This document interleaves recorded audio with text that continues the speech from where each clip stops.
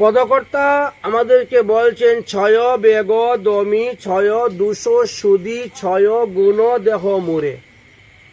তাহলে এখন আমরা 6টি গুণ দেহের মধ্যে কিভাবে লাভ করব, বৈষ্ণবের নিকটে আমরা সেই প্রার্থনা করতেছি। কারণ সাধুগুরু বৈষ্ণবের কৃপা ছাড়া এই সমস্ত গুণ দেহের মধ্যে লাভ হয় না। গুণ বিভিন্ন লোকের কাছে বিভিন্নভাবে আছে। যেমন মনে করেন ভগবান শ্রীকৃষ্ণের মধ্যে 64টা গুণ আছে, নারায়ণের মধ্যে 60টা গুণ আছে, দেবতাদের মধ্যে 55টা গুণ আছে, মুনি ঋষিদের মধ্যে 50টা গুণ আছে। বুঝেছেন? এইভাবে ধীরে ধীরে ধীরে ধীরে কম কম কম অনুসারে আসতেছে। দেখেন আমরা বলি না ব্রাহ্মণে 9 গুণ, নবগুণে ব্রাহ্মণ বলে, কিন্তু শাস্ত্রে বলছে শতগুণে বৈষ্ণব। বৈষ্ণব হতে গেলে তার মধ্যে 100টা গুণ থাকতে হবে, শতগুণে বৈষ্ণব। এখন মহাজন এখানে 6 গুণ দেহ মুরে বলছেন, তার মানে 100টার মধ্যে 6টা বিশেষ গুণ। যে গুণগুলা এত সহজে উৎপন্ন হয় না, এত সহজে পাওয়া যায় না, এই জন্য তিনি 6 গুণ দেহ মুরে প্রার্থনা করছেন। আর কি কি?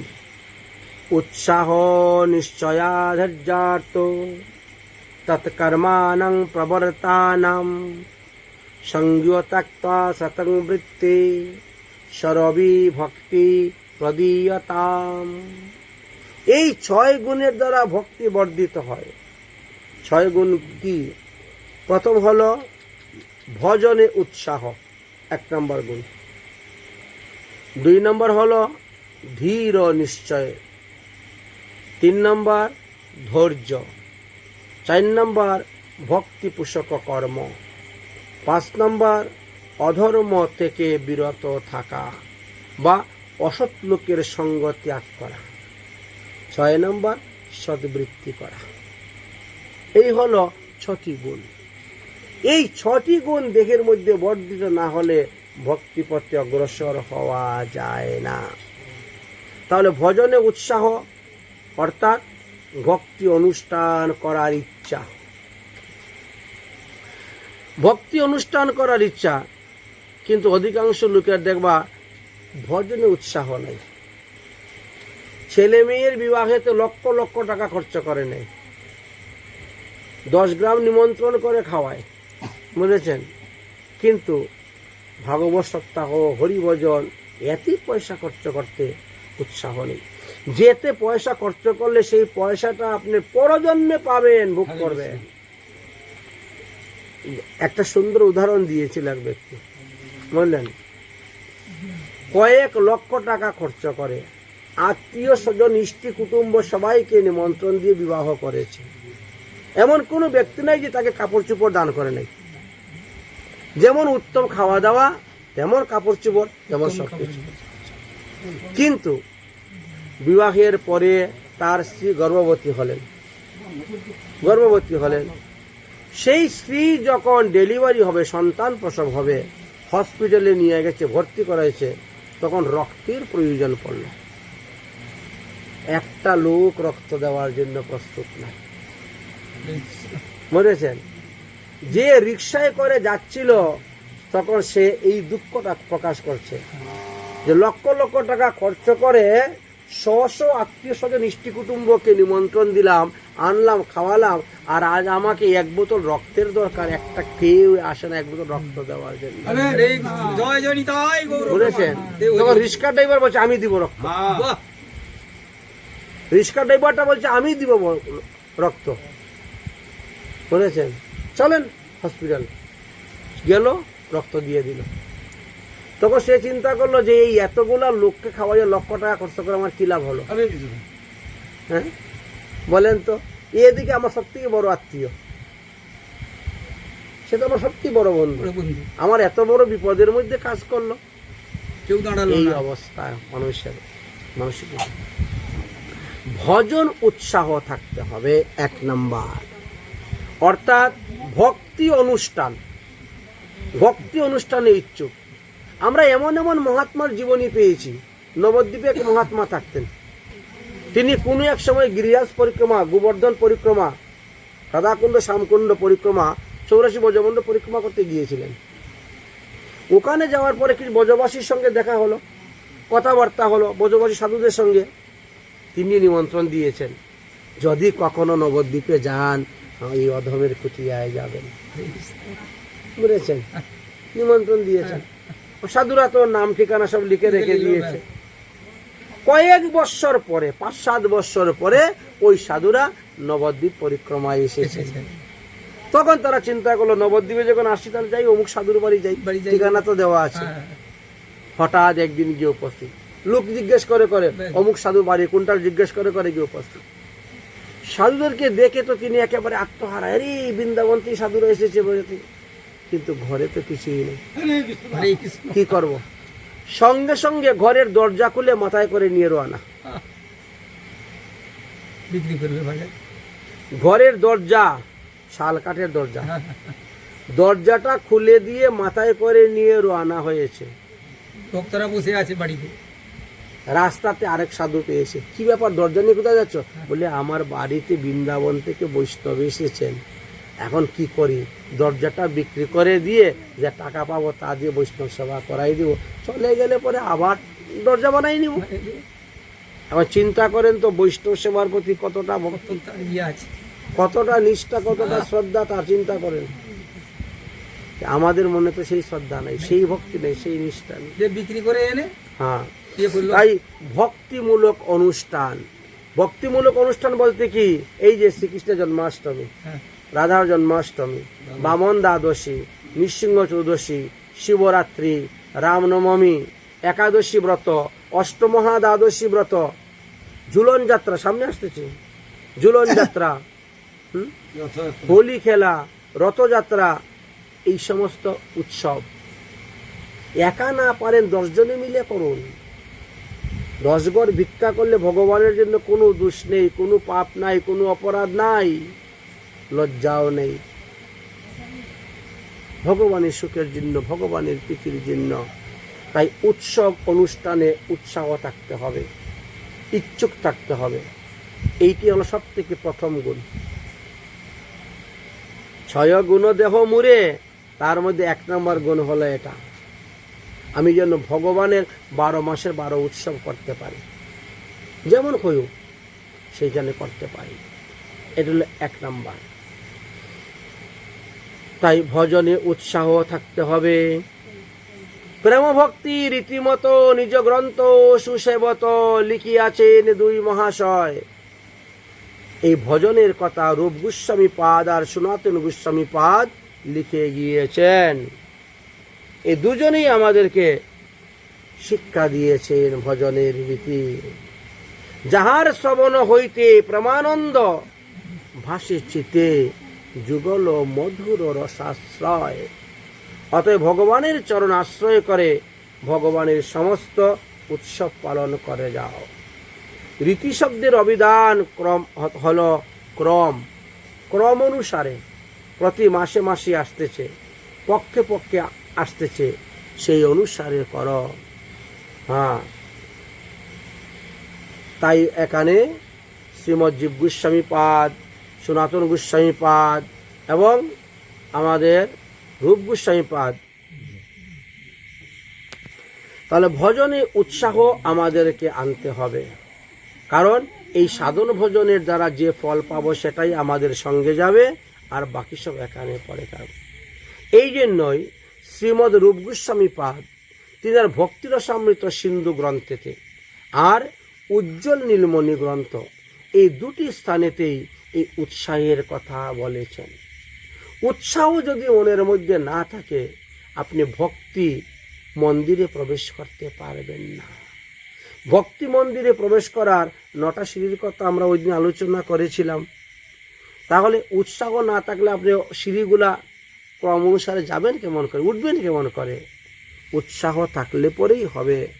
তাই শ্রদ্ধা, আদৌ শ্রদ্ধা, প্রথমে শ্রদ্ধা, দ্বিতীয় সাধুসঙ্গ, তৃতীয় ভজনক্রিয়া, চতুর্থ অনর্থ নিবৃত্তি, পঞ্চমে নিষ্ঠা, ষষ্ঠতে রুচি, সপ্তমে আসক্তি, অষ্টমে ভাব, আর নবমে প্রেম ভক্তি লাভ করে একেবারে পৌঁছে গেলেন জায়গায়। এই সাধনের ক্রম। তাই প্রেম ভক্তি কি করবে? ঊর্ধ্ব স্তরে আপনাকে নিয়ে যাবে। প্রথমে স্নেহ, তারপরে মান, তারপরে প্রণয়, তারপরে রাগ, তারপরে অনুরাগ, তারপর ভাব, তারপর মহাভাব। উৎসাহ না থাকলে আপনি পৌঁছবেন কেমন করে সেই সমস্ত জায়গায়? তাই মহাভাবেরও আবার 10টি লক্ষণের কথা বলে গেছেন। লালসা, উদ্বেগ, জাগরণ, তাবন, ক্ষীণতা, জাড্যমা, ব্যগ্রতা, ব্যাধি, উন্মাদ, মোহ, আর শেষে ভগবানকে না পাইলে মৃত্যু।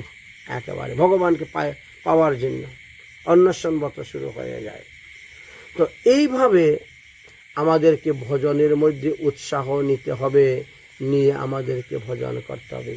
শ্রীমৎ সনাতন গোস্বামী পাদ তিনি বৃহৎ ভাগবতামৃত টিকাতে লিখেছেন যে শ্রীকৃষ্ণ প্রাপ্তির জন্য মনের মধ্যে এই উৎসাহ থাকতে হবে।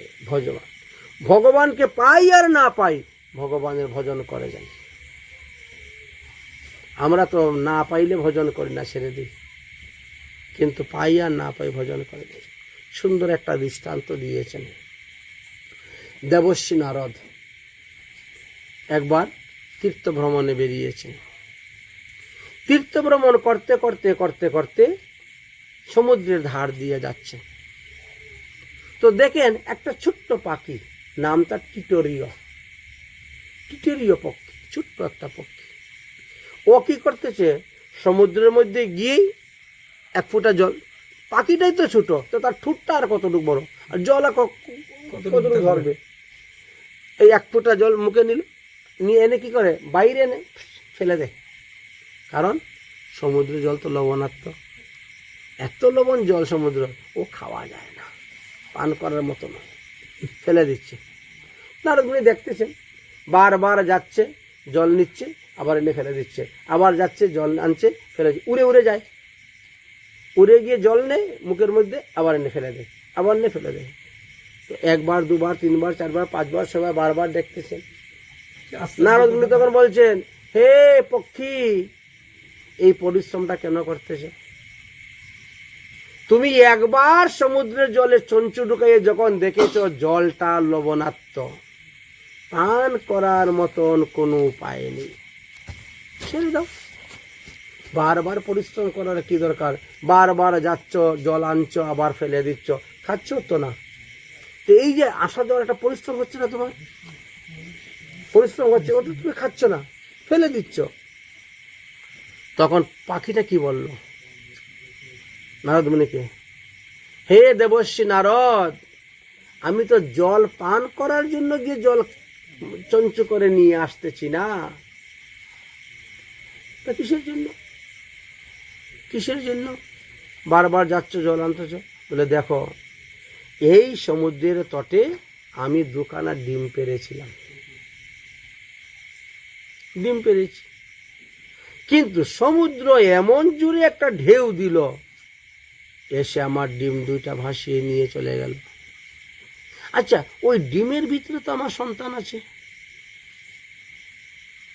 ডিমের ভিতরে আমার সন্তান আছে। তো সন্তানকে কেন ভালোবাসে?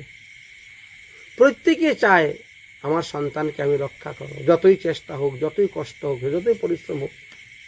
আমার ভালোবাসার বস্তু সমুদ্রদেব নিয়ে চলে গেছে, তাই আমিও জিদ করেছি, সমুদ্র শুকিয়ে ডিম 2টা নিয়ে চলে আসবো।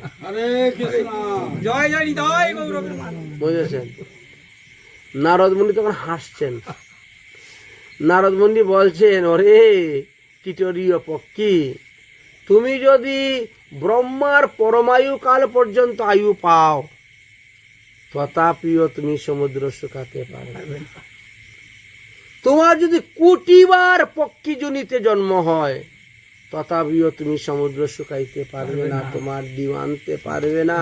অতএব এই চেষ্টা বিফল, এটা করার দরকার নেই, ছেড়ে দাও। তৃতীয় পক্ষী বলল, নারদ মুনি, পাই আর না পাই চেষ্টা তো করলাম। তার মনের উৎসাহ দেখে নারদ তো মাথায় হাত দিয়ে বসে গেছেন, ওরে বাবা, এইটুকু একটা পাখি আর এত বড় কথা বলল। আর মানুষ সব জীবের মধ্যে শ্রেষ্ঠ, তারা একবার চিন্তা করে না যে পাই আর না পাই ভগবানের ভজন করে যাই।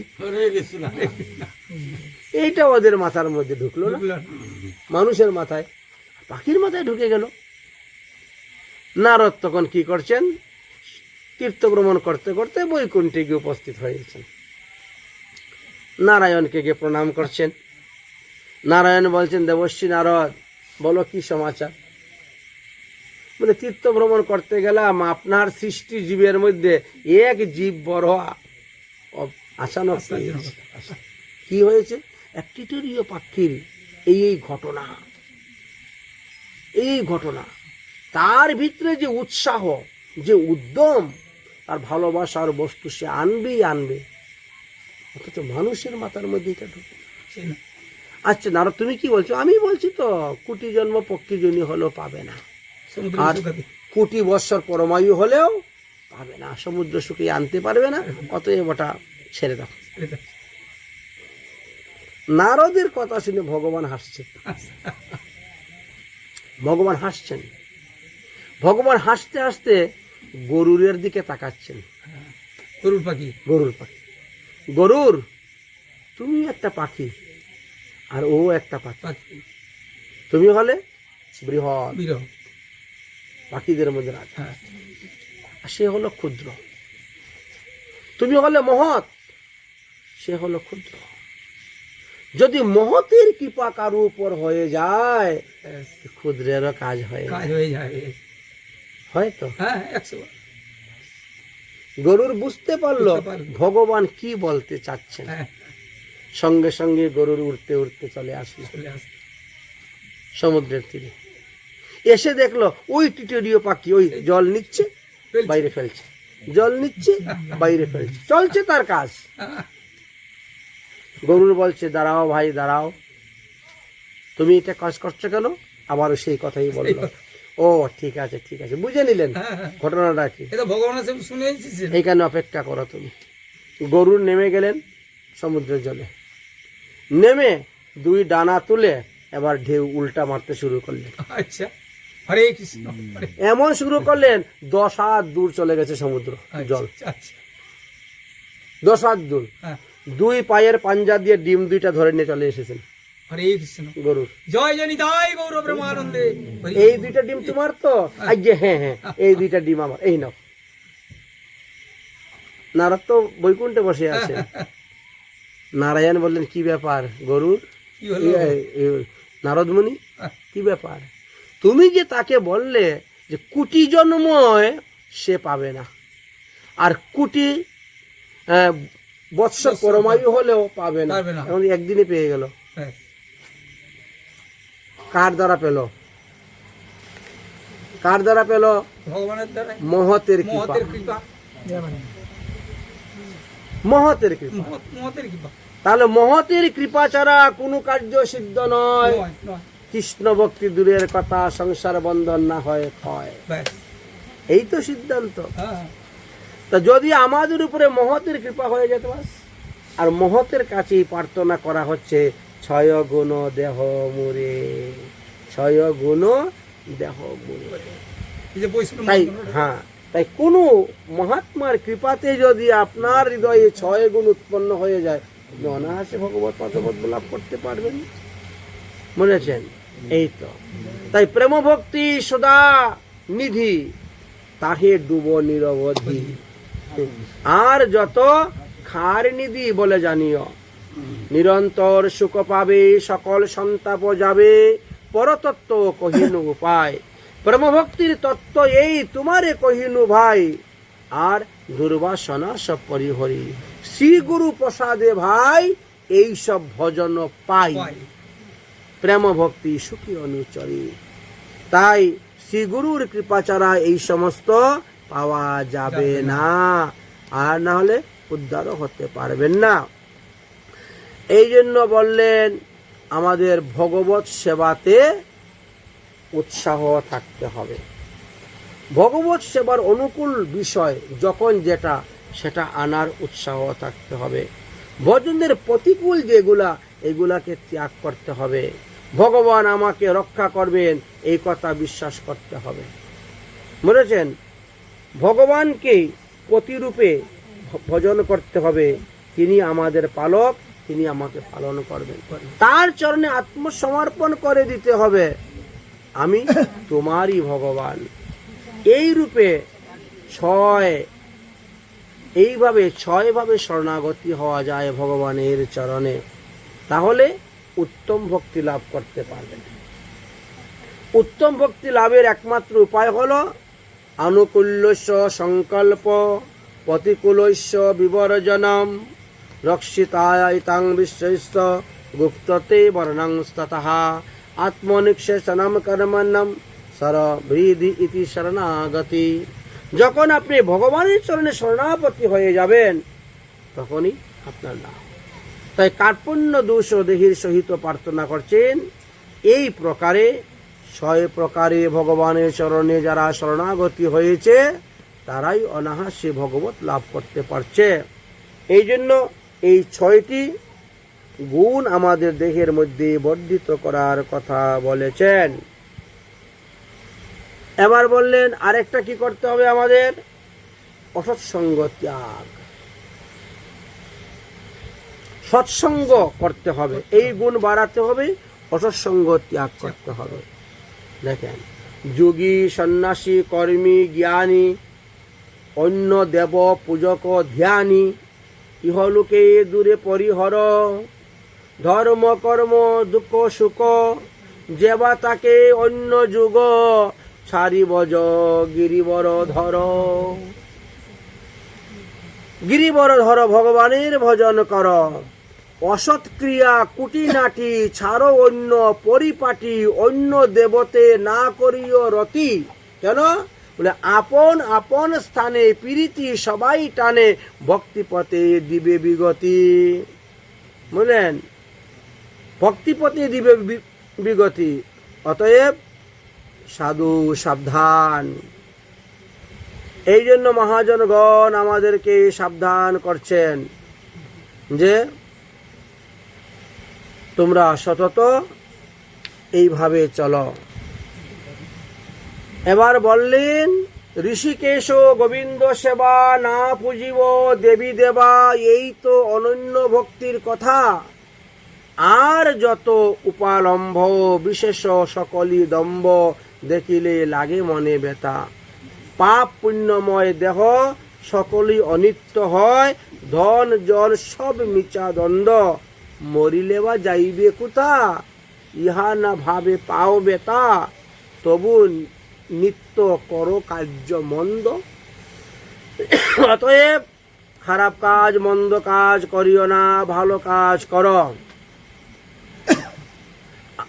না হলে আমাদেরকে নরকাদি যন্ত্রণা ভোগ করতে হবে। আব্রহ্ম ভুবনাৎ লোকাম, যদি কেউ ব্রহ্মলোক পর্যন্ত পৌঁছে যায় কিন্তু তার যদি খারাপ কর্ম করে তাহলে তাকে আবার পৃথিবীতে আসতে হয়। তাই 6টি গুণের মধ্যে দ্বিতীয় নম্বর গুণ হলো আমাদের ধীর নিশ্চয় হয়ে থাকা। ভগবানের ভজন ধীর নিশ্চয় হয়ে থাকা। আচ্ছা, অর্থাৎ ভগবান অবশ্যই আমাদেরকে রক্ষা করিবেন এই বিশ্বাস থাকতে হবে। গীতা ভাগবত সাধুগুরু বৈষ্ণবের বাক্য আমাদেরকে পালন করতে হবে, করে আমাদেরকে চলতে হবে। আর না হলে আমরা ভগবত প্রেম ভক্তি থেকে বঞ্চিত হয়ে যাব। তাই ভগবত প্রেম ভক্তি লাভের জন্য আমাদেরকে বলেন সর্বদা ধীর হয়ে থাকতে হবে। অর্থাৎ শাস্ত্র বাক্যের প্রতি আমাদের ধীর থাকতে হবে। শাস্ত্রে যেভাবে বর্ণন করে গিয়েছেন সেইভাবে অনুসারে আমাদের চলতে হবে। কে কি বলছে বলুক, কারণ সবাই তো আর আচার্য নয়, সবাই তো শাস্ত্রজ্ঞ নয় যে তাদের কথা মেনে চলব। শাস্ত্রে বলছেন যৎ যৎ আচরিতম শ্রেষ্ঠম তদনু অনুবর্ততে। আমরা দেখব শ্রেষ্ঠ লোকেরা যাহা যাহা আচরণ করে গেছেন তাদেরটা দেখে আমরা চলব। তাই ধীর হওয়ার কথা আমাদের বলছেন কি, শাস্ত্র বাক্যতে সর্বদা ধীর থাকবা। শাস্ত্র আমাদেরকে বলছেন বৈষ্ণবের চরণ রেণু ভূষণ করিয়া তনু, যাহা হইতে অনুভব হয় মার্জন কর ভজন, সাধু সঙ্গে অনুক্ষণ অজ্ঞান অবিদ্যা হবে পরাজয়। ভাগবত শাস্ত্র মর্ম নববিধা ভক্তি ধর্ম, সদাই কর সুসেবন অন্য দেবাশ্রয় নাই, তোমারে কহিনু ভাই এই ভক্তি পরম ভজন। তাই ভজনের মধ্যে শ্রেষ্ঠতার কথা বর্ণন করে গেছেন। ভজন তো বহু প্রকার আছে, তার মধ্যে শ্রেষ্ঠ ভজনের কথা আমাদেরকে বললেন। তৃতীয় নম্বর বললেন ধৈর্য। খ্রিস্ট বস্তু লাভের জন্য ধৈর্য ধারণ করে থাকতে হবে, ক্ষুদ্র পার্থিব সুখের জন্য নয়, খ্রিস্ট লাভের জন্য আমাদেরকে থাকতে হবে। যেমন মনে করেন পিতামহ ভীষ্ম, ইচ্ছা মৃত্যু, তিনি যখন ইচ্ছা করেন তখন মরতে পারেন। কুরুক্ষেত্রের যুদ্ধের 10 দিনের দিন তিনি পড়লেন, 10 দিন সরসজ্জায় পড়লেন। সরসজ্জায় পড়া মানে কি, স্বরের উপরে থাকা, কত কষ্ট, কত দুঃখ। ইচ্ছা করলে তো মরতে পারতেন না, এই দুঃখ সহ্য না করে কিন্তু মরলেন না কেন? দেখি যুদ্ধের পরিণাম কি হয়, দেখে মরবে। হ্যাঁ, আচ্ছা, তো যুদ্ধ তো 18 দিন হলো, 18 দিন যুদ্ধ হয়ে গেল, দুর্যোধন মারা গেলেন, পঞ্চপাণ্ডব রাজা হয়ে গেলেন, যুধিষ্ঠির রাজগদ্দিতে বসেন হস্তিনাপুর, তারপরে তো মরে যাওয়ার কথা, যা এবার আমি মরি। আর 8 দিন ধরে অনেক দুঃখ সহ্য করেছি, অনেক সহ্য করেছি, এবারে মারা যায়। কিন্তু তথাপিও মরলেন না। কেন মরলেন না? কেন তিনি ধৈর্য ধারণ করে পড়ে রয়েছিলেন, সহ্য করে? একটাই উদ্দেশ্য, ভগবান শ্রীকৃষ্ণ যতদিন পর্যন্ত আমার সম্মুখে আসবেন না ততদিন আমি মরব না। সে মাংস পচে যাক, গলে যাক, পুজ হয়ে যাক, যা হয় হোক, ভগবান শ্রীকৃষ্ণ যতদিন পর্যন্ত আমার সম্মুখে এসে উপস্থিত হবেন না ততদিন আমি মরব না। ধৈর্য ধারণ করে পড়ে আছে। যুদ্ধ শেষ হয়ে গেল, যুধিষ্ঠির রাজা হয়ে বসলেন, কিন্তু কৃষ্ণ তো আসছেন না। কেন আসছেন না কৃষ্ণ? যতদিন পাপের দ্বারা হৃদয় মলিন থাকবে ততদিন ভগবান আসেন না তার কাছে, টাকা দেবেন না। যখন তোমার পাপ নির্মূল হয়ে যাবে ভগবান তোমার কাছে চলে আসবে। পিতামহ ভীষ্ম সরসজ্জায় থেকে হায় হায় না করে হরি হরি আরম্ভ করলেন, কীর্তন তো করছো, জপ শুরু করলেন, হরিনাম। মে তু জপু সদা তেরা নাম, দয়ালু দয়া কর। শরণাগতি, আমি দিন রাত 24 ঘন্টা অহোরাত্র তোমার নাম জপ করতেছি, হে ভগবান তুমি আমাকে দয়া করো। মে তু জপু সদা তেরা নাম, দয়ালু দয়া করো। ভগবানকে বুঝলেন? এই যে আমরা জপ করি মালাকে, 16 মালা যদি কেউ জপ করে তার 27,000-এর উপরে হরিনাম হয়।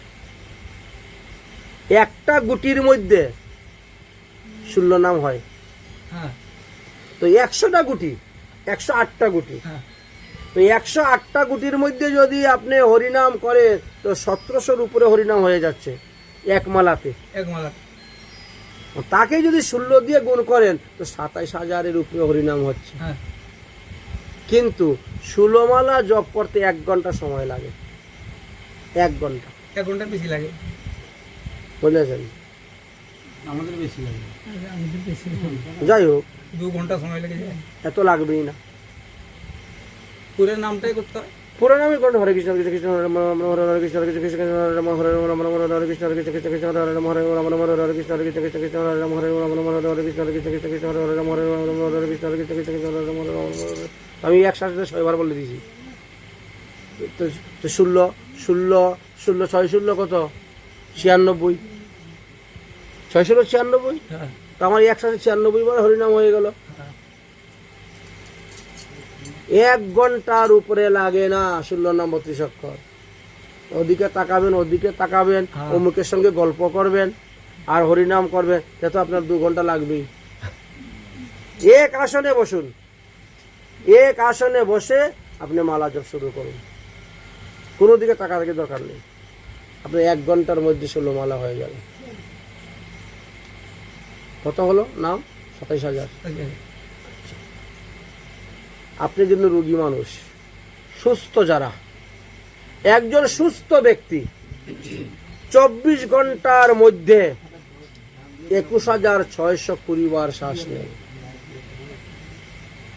অসুস্থের কথা নয়, হ্যাঁ হ্যাঁ সুস্থ একজন সুস্থ মানুষ 24 ঘন্টায় 21,620 বার শ্বাস নেয়। আর সেই ব্যক্তি যদি হরিনাম করে 27,000, তো শ্বাসের থেকে তো বেশি হরিনাম হয়ে যাচ্ছে।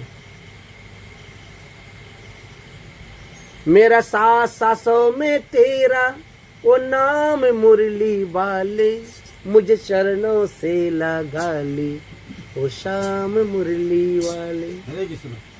হ্যাঁ, আমি তো সারা দিনে 24 ঘন্টায় 21,000 বার 600 বার হরিনাম শ্বাস নিচ্ছি, আর হরিনাম করতেছি 27,000 বার। ভগবান তো ফল দিবেই দেगा। এই পিতামহ ভীষ্ম হায় হায় না হরি হরি আরম্ভ করলেন 24 ঘন্টা। হরিনাম করতে করতে করতে করতে সমস্ত পাপের নাশ হয়ে গেল। ভগবান যখন দ্বারকায় যাওয়ার জন্য তৈরি হলেন, তখন বলছেন চল রে পিতামহ ভীষ্মকে একটু দেখে যাই। হরি জয় নিতাই গৌর। দেখেছেন কেন? ধৈর্য, ধৈর্য, হ্যাঁ ধৈর্য ধৈর্য ধৈর্য ছিল বলে দেখা পেল, ধৈর্য না থাকলে তাহলে দেখা পেত না। নয়নে হেরিব তোমার মুখমণ্ডল, হৃদয়ে ধরিব তোমার চরণ যুগল, মুখে উচ্চারিব তোমার শ্রীকৃষ্ণ নাম, এইভাবে ইচ্ছা মোর ছাড়িবারে প্রাণ। এই যে সেই ইচ্ছা অনুসারে হয়ে গেল। তাই আমাদেরকে তৃতীয়টা বললেন, দেখো ধৈর্য ধারণ করে ভজন কর, একদিন না একদিন ভগবানের কৃপা তোমার উপর হবে। তাই আমাদেরকে ধৈর্য ধারণ করে ভগবানের ভজনের কথা বলে গিয়েছেন। অন্য অবিলাস সারি জ্ঞান কর্ম পরিহরি কায় মনে করহ ভজন, সাধু সঙ্গে কৃষ্ণ সেবা না পুজিবে দেবী দেবা, এই তো ভক্তি পরম কারণ। মহাজনের যেই পথ তাতে হও অনুরোধ, পূর্ব পর করিয়া বিচার, সাধন স্মরণ লীলা ইহাতে না কর হেলা, কায় মন করিয়া সুসার। সদা সেব অভিলাষ মনে করিয়া বিশেষ আশ, সদা পাই হইয়া নির্ভয়, নরোত্তম দাসে বলে পড়িলে অসত কুলে লোভে, পরিত্রাণ কর মহাশয়। নরোত্তম দাস ঠাকুর মহাশয় বলছেন, আমাকে পরিত্রাণ করো, আমি তো এখানে বিষয়ের মধ্যে পড়ে আছি, আমাকে বিষয় থেকে উদ্ধার করো। আসলে তো তারা বিষয়ই নয়, আমাদের জন্য তারা শিক্ষা দিচ্ছেন। তারপরে হলো কি? অধর্ম ত্যাগ। যে সমস্ত অধর্ম কর্ম সব ত্যাগ করতে হবে। তারপরে অসৎসঙ্গ ত্যাগ, সৎসঙ্গ করো অসৎসঙ্গ ত্যাগ, এটা গুণ। তাই অসৎসঙ্গ, অসৎ গীত গান গাওয়া নিষেধ, হ্যাঁ সঙ্গীত সেটাও করা নিষেধ। অসৎ সঙ্গ সদা ত্যাগ কর অন্য গীত রাগ, কর্মী জ্ঞানী দূরে পরিহরে, কেবল ভকত সঙ্গ প্রেম ভক্তি রসরঙ্গ, লীলা কথা বজপুরে বাস। অসৎ ক্রিয়া কুটিনাটি ছাড়ো অন্য পরিপাটি, অন্য দেবে না করিও রতি, আপন আপন স্থানে প্রীতি সবাই টানে, ভক্তি পথে তোমার দিবে বিগতি। তাই অন্য ব্রত করা নিষিদ্ধ। যারা বিষ্ণু মন্ত্রে দীক্ষা গ্রহণ করেছেন, সদাচার পালন করছেন, তাদেরকে অন্য ব্রত করা, অন্য দেব দেবীর ব্রত করা নিষিদ্ধ। অন্য ব্রত, অন্য দান নাহি করো, বস্তু জ্ঞান, অন্য সেবা, অন্য দেব পূজা সব নিষিদ্ধ। আহা কৃষ্ণ বলি বলি বেড়াও আনন্দ করি, মনে আর নাহি কোনো দুজা। সবাই কৃষ্ণ নাম, সাধু সঙ্গে কৃষ্ণ কথা নিয়ে পড়ে থাকো। আন কথা বললেই তুমি আন ব্যথা পাবে, তাই আন কথা না করিও আর আন কথা না শুনিও। পাপে কখনো মন করিও না। আর বলছেন কি, বিধি বিধি ধর্ম ছাড়ি করো কৃষ্ণের ভজন, নিষেধ পাপাচারে কবু না করিও মন। তারপরেও যদি অজ্ঞানে কারো কোনো পাপ উপস্থিত হয়েই যায়, কোনো ভক্তর, কোনো বৈষ্ণবের, বলে কৃষ্ণ তাকে শুদ্ধ করায় না করায় পাশ্চিত। বুঝলেন, কোনো বৈষ্ণবকে পাশ্চিত্য করান না, কৃষ্ণ তাকে শুদ্ধ করান। এই জন্য আমাদেরকে বললেন স্বজাতীয় ভক্তের সঙ্গ করার জন্য। স্বজাতীয় ভক্তের সঙ্গের মাধ্যমেই আমরা, তাই অধর্ম ধর্মমিতি ইয়া মন্যতে তামসামৃতা, অধর্মকে ধর্ম বলে মনে। শেষে কি বললেন, আরো একটা গুণ আমাদের সদ্বৃত্তি। 6 গুণের মধ্যে আরেকটি হলো সদ্বৃত্তি, অর্থাৎ ভগবানের ভক্তের সঙ্গ করো, আর ভগবানের ভক্তের মুখ হইতেই ভগবানের লীলা কথা শ্রবণ করো। সৎপথে থাকে ব্যবসা করো, সৎপথে অর্থ ব্যয় করো। এই জন্য সৎ ধর্ম পথে থাকি সবাই, জীবন যাপন করো ভাই। ধর্ম পথে থাকি সবাই, জীবন যাপন করো, হরি নাম করো সদাই, হরি নাম করো সদাই। এই মাত্র ভিক্ষা চাই, হরি নাম করো সদাই। এই মাত্র ভিক্ষা চাই, ধর্ম পথে থাকি সদাই। জীবন যাপন করো ভাই, ধর্ম পথে থাকি সদাই। জীবন যাপন করো ভাই। যে কোনো ব্যবসা ধরি, জীবন নির্বাহ করি। যে কোনো ব্যবসা ধরি, জীবন নির্বাহ করি। মুখে বল হরি হরি, মুখে বল হরি হরি। এই মাত্র ভিক্ষা চাই, মুখে বল হরি হরি। এই মাত্র ভিক্ষা চাই, ধর্ম পথে থাকি সদাই।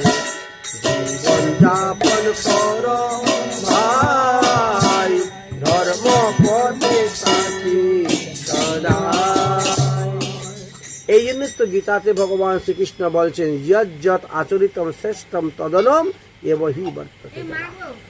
সাধু ব্যক্তিরা যাহা যাহা আচরণ করতেছেন, তুমি তাদের আচরণ দেখে আচরণ করো, তবেই তোমার এই গুণগুলা বর্ধিত হবে। তাহলে 6 দোষ, 6 গুণ, 6 বেগ ইত্যাদি সম্পর্কে আমরা আলোচনা করলাম। আর 6 সৎসঙ্গের কথা তো কালকে আমরা বলেই গেছি। তাহলে আজকের মতন ভগবতী কথা আমাদের এখানেই বিশ্রাম। যদক্ষরম পদবষ্টং মাত্রাহীনশ্চ ইয়দ্ ভবেৎ তৎসর্বকামতাং দেবং প্রসিদ্ধং পরমেশ্বর। ওম সর্বে ভবন্তু সুখিনঃ, সর্বে শান্তু নিরাময়া, সর্বে ভদ্রাণি পশ্যন্তু মা কশ্চিৎ দুঃখভাগ্ ভবেৎ। ওম শান্তি, ওম শান্তি, ওম শান্তি। জয় জয় শ্রী গুরু নিতাই গৌর প্রেমানন্দে।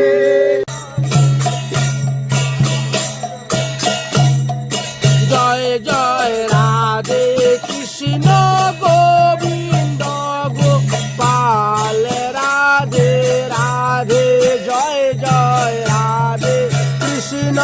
গোবিন্দ জয় জয় শ্যাম সুন্দর মদন মোহন বৃন্দাবন চন্দ্র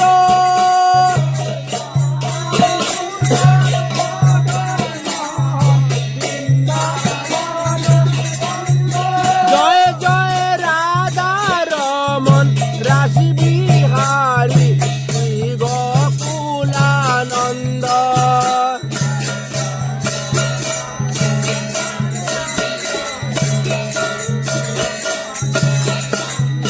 জয় জয় রাধা কান্ত রাধা বিনোদ শ্রী রাধে গোবিন্দ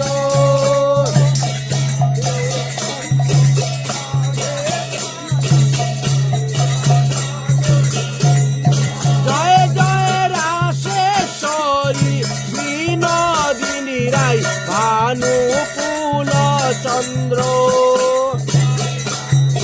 হরি বিনোদিনী রায় ভানুকুল জয় জয় ললিতাদি সকায়াদি যত সখী বৃন্দ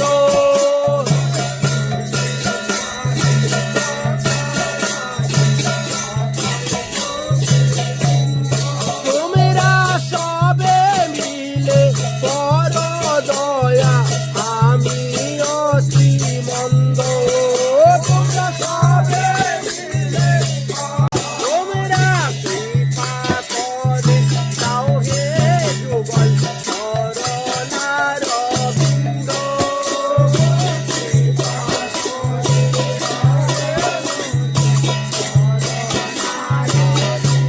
ওরে নয়া কুল প্রাণে ডাকতে পারি আরাধে গোবিন্দ নয়া কুল প্রাণে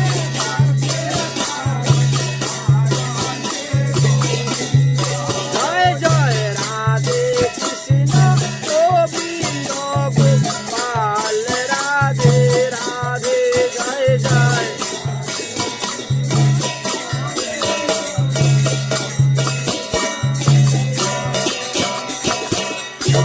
শ্রী গৌরাঙ্গ নিত্যানন্দ শ্রী অদ্বৈত চন্দ্র গদাধর শ্রীবাসাদি গৌর ভক্তবৃন্দ শ্রী গৌরাঙ্গ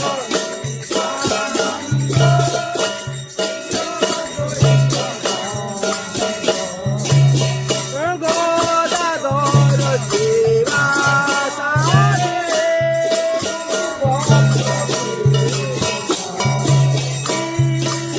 কৃষ্ণ চৈতন্য প্রভু নিত্যানন্দ হরে কৃষ্ণ হরে রাম শ্রী রাধে গোবিন্দ